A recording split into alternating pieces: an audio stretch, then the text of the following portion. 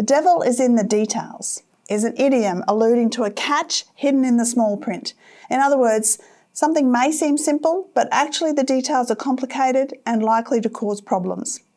This is an apt description of the recent spate of omnibus bills tabled in state parliaments. Now, omnibus bills are typically used in politics to reduce the number of bills being considered to save parliamentary time. But they are increasingly hiding important changes in legislation that MPs, for some reason, don't want to discuss. Consider Queensland's Child Protection Amendment Omnibus Bill, changes to which were introduced so late in the process by the Labor government that they couldn't be scrutinised by parliamentary committees as most bills are. And the Child Protection Amendment Bill morphed before our eyes into a bill that changed everything from the operation of a North Queensland mining lease to the policing of sex workers, as well as suspending sections of the state's Human Rights Act.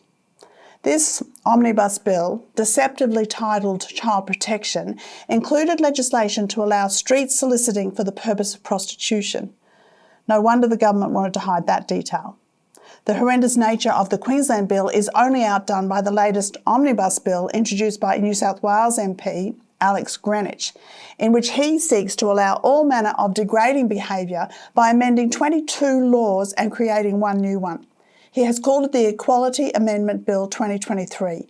His proposed amendments would allow the open performance of acts of prostitution, including masturbation and public acts of sex, within view of schools, churches and hospitals. He also wants the New South Wales Government to remove laws that prohibit individuals from exercising coercive control and undue influence to cause a person to commit prostitution and to hand over proceeds of prostitution. He wants to allow solicitation for prostitution in, near or within view of a school, house, hospital, including in ways that harass or distress the other person.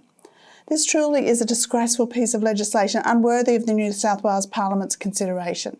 Alex Greenwich has also introduced a New South Wales Conversion Practices Prohibition Bill under the guise of child welfare, but it does the opposite, in that it seeks to restrict, punish and even criminalise medical professionals, parents and others who want to help children who are suffering with gender dysphoria in a way that doesn't place them on an affirmation pathway of puberty blockers, cross-sex hormones and even radical plastic surgery.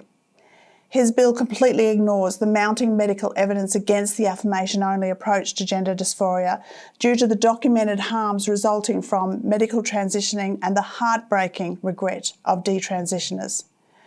What's very concerning about this particular bill is that the New South Wales Labor government is developing a prototype of it themselves, including some of the aspects of his omnibus approach, such as self-ID laws.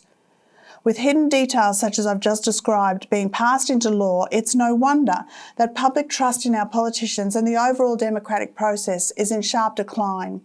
It should be of great concern that when 18 to 34-year-old Australians were asked in a recent poll what political system they prefer, 50% cited socialism and 20% communism.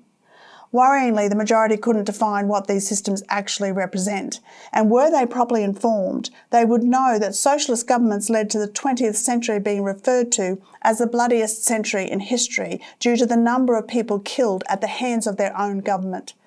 Fascism, Nazism and communism, all forms of socialism, led to the deaths of an estimated 200 million people. The decline in public trust and understanding of democracy is a very real threat to our nation's welfare. Parliamentarians, please hear us. Australians want to be governed with transparency and accountability. But a thriving democracy also relies on the participation of its citizens, and that's our responsibility. So get involved. It's not hard to, and it's never been more important. In Jeremiah 29:7, we are told to seek the welfare of the city where God has placed us. ACL has a number of ways to help you contribute meaningfully to our nation's democracy. It's a precious gift that should not be taken for granted or neglected. Visit our website acl.org.au to investigate. God bless you.